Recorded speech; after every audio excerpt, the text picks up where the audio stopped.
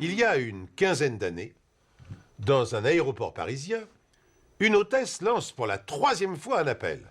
Anna Fernandez, passagère du vol 1247 à destination de New York, est priée de se présenter porte 2 pour un embarquement immédiat. L'hôtesse, sachant qu'Anna Fernandez a enregistré ses bagages au comptoir de la compagnie, s'étonne qu'elle ne se présente pas à la passerelle d'embarquement. S'est-elle perdue dans l'aéroport? A-t-elle été victime d'un malaise?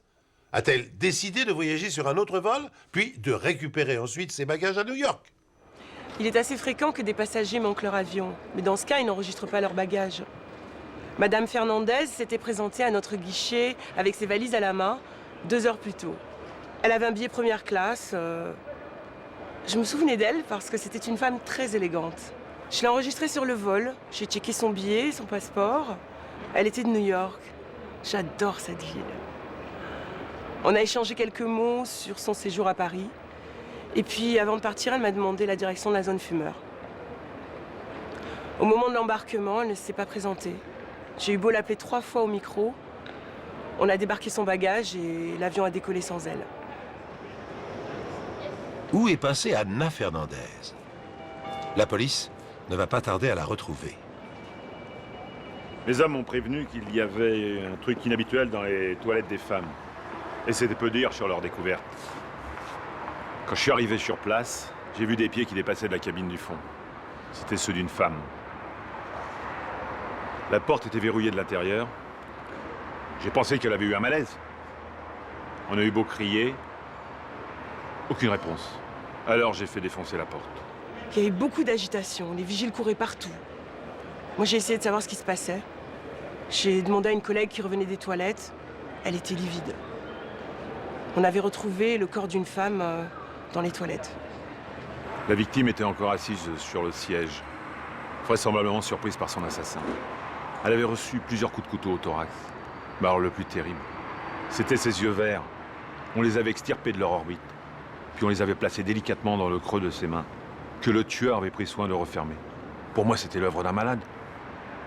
Le relevé des empreintes digitales trouvées dans les toilettes n'ayant rien donné, le commissaire Pellerin se penche sur les papiers d'identité trouvés dans le sac à main de la victime. La femme se nommait Anna Fernandez. Elle était âgée de 30 ans, domiciliée à New York, de nationalité colombienne. Elle était riche, faisait de fréquents voyages à Paris pour acheter des articles de luxe et assister aux collections de haute couture. Un détail surtout retient l'attention du policier. Cette femme, sauvagement assassinée, était l'épouse du consul de Colombie à New York. Paris, New York, la Colombie. Pellerin s'interroge. S'agirait-il d'un sordide règlement de compte lié au milieu des narcotrafiquants? On a très vite écarté la piste du trafic de drogue. En effet, rien ne pouvait démontrer que la victime avait un quelconque lien avec un réseau. Par contre, j'étais plus obsédé par cette histoire des yeux verts. J'ai donc fait appel à un profileur. La police utilise parfois le concours de ces psychologues spécialistes des profils criminels. Simon Villetard est un de ces profileurs habitués aux enquêtes policières. Alors, lorsque l'on veut esquisser le profil d'un criminel, on doit toujours commencer par définir ce qu'on appelle, nous, dans notre jargon, le mode opératoire. Ça veut tout simplement dire qu'on va recenser et analyser tous les éléments, tous les détails qui concernent le crime en question. Comme par exemple le lieu et l'heure du crime, les caractéristiques de la victime, la position du corps, le type de matériel et le type d'arme utilisée, enfin, etc. Eh bien, dans le cas de Madame Fernandez, hormis l'arme du crime, rien de ce type d'analyse ne permettait de s'orienter vers la piste d'un règlement de compte entre trafiquants. Par contre, les yeux verts de Madame Fernandez, retrouvés au creux même de ses mains, constituaient ce qu'on appelle, en termes d'analyse criminelle et d'investigation criminelle, la signature. Alors, la signature du criminel, évidemment. Et ça, c'est très important parce que ça permet de comprendre qu'une fois la victime sans vie, eh ben, l'auteur de l'assassinat passe du temps pour mettre en scène la dépouille mortelle. Et plus qu'un rituel particulier, c'est pour lui l'occasion d'apposer véritablement sa marque propre sur le crime qu'il vient de commettre. Ces détails permettent d'effectuer des recoupements entre homicides similaires et d'essayer de déterminer le mobile du meurtrier.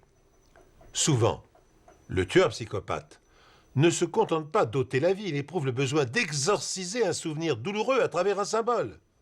Ainsi, la victime n'est pas forcément choisie pour ce qu'elle est, mais davantage pour sa force d'évocation. Elle devient l'exutoire d'une colère refoulée. Le commissaire et son équipe sont inquiets.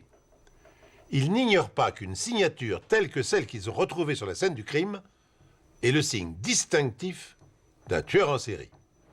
On savait qu'il allait récidiver, donc le temps était compté pour nous. J'ai donc contacté les différents commissariats pour voir quelles étaient les affaires qui pouvaient avoir une similitude avec notre crime. Et au bout d'un certain temps, on a vu que rien ne correspondait à cette affaire. C'était peine perdue, on avait échoué. Tout corroborait le profil du tueur en série. Tout d'abord, l'incapacité qu'on avait à établir un lien préalable entre le tueur et sa victime. Ensuite, le lieu même, l'aéroport, où il y avait profusion de femmes qui passaient, qui permettait à l'agresseur un grand choix parmi ses victimes. Donc, le type de sélection qu'il allait faire. Enfin, la signature. Tout corroboré, sauf un détail. Et un détail d'importance, pas n'importe lequel, puisque la victime avait été retrouvée partiellement dénudée, et pourtant, elle n'avait pas subi de sévices sexuels. Or, vous savez, dans le cas des criminels de cette trempe, les tueurs en série plus précisément, mais on sait maintenant qu'ils passent la plupart du temps à l'acte sous l'influence de leurs pulsions plus ou moins refoulées.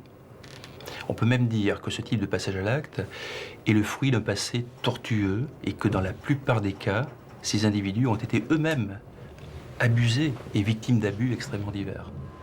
Malgré qu'on avait une signature qui était un indice précieux pour nous, on n'arrivait pas à trouver une similitude avec une affaire quelconque. Du moins, c'est ce qu'on pensait. 3 mois après le drame, toutes les pistes semblent épuisées. Mais le commissaire s'entête. Il charge l'un de ses adjoints de fouiller dans les archives, de remonter le temps. Et cette tâche ingrate finit par porter ses fruits. En effet, le policier découvre un article de presse daté d'avril 1980 et intitulé « L'étudiante aux yeux verts ». Je cite « L'étudiante assassinée s'était fait remarquer dans l'université par ses splendides yeux verts. Un jeune homme suspect avec lequel elle s'était récemment disputée est actuellement interrogé par la police. » Le commissaire Pellerin tient enfin un élément tangible. Peut-être y a-t-il un lien entre les 2 meurtres. Mais lequel? S'agit-il de la couleur et de la beauté des yeux de la victime? L'étudiante aux yeux verts avait eu une altercation avec un de ses camarades, un dénommé Jérôme Rancier. Le type était fou amoureux d'elle, mais elle ne partageait pas du tout ses sentiments, et d'ailleurs elle l'avait conduit devant ses autres copains. Le corps de la jeune fille a été retrouvé quelques heures après. J'ai pensé qu'il était intéressant de creuser cette histoire. C'est pour ça que je me suis rendu chez la mère de ce Jérôme Rancier. Mon fils a toujours clamé son innocence. Je savais qu'il aurait été incapable de tuer cette jeune fille. Mais les jurys en avaient décidé autrement. Toutes les apparences étaient contre lui. Jérôme Rancier a toujours clamé son innocence. Mais le jeune homme a quand même été condamné à 20 ans de prison. Et rebondissement.